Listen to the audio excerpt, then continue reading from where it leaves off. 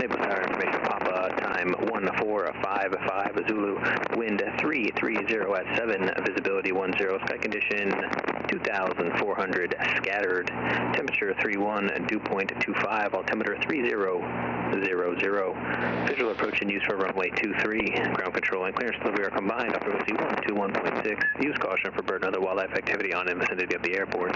Hazardous weather information for Southwest Florida is available on flight service frequencies. NOTAMs, multiple trains in the area at and below 306 feet AGL. Advise initial contact. You have information, Papa. So yesterday I really scared myself. Not because the weather was bad. Actually, the weather was almost perfect. The winds were light, 330 at 7 knots.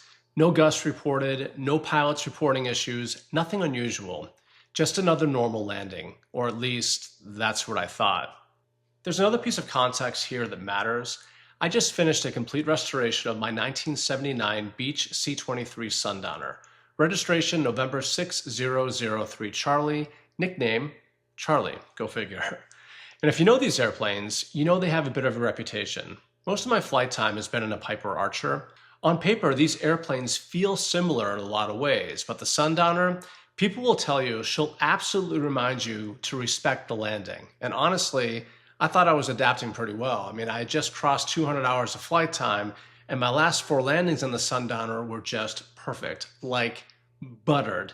Wheels touched, and you almost can't even feel them touching the ground. So, without even realizing it, I started carrying a little bit of confidence into this approach. Not reckless confidence, just enough to think, I can handle a little bit of turbulence. So I turned final feeling relaxed, then short final, and then everything changed. Out of nowhere, the airplane got rocked hard, not little bumps, actual hard turbulence, and this was really close to the ground. The airplane started to drift to the left, and then she ballooned, and suddenly I wasn't stabilized anymore. And that right there, that was my go-around. But I didn't take it.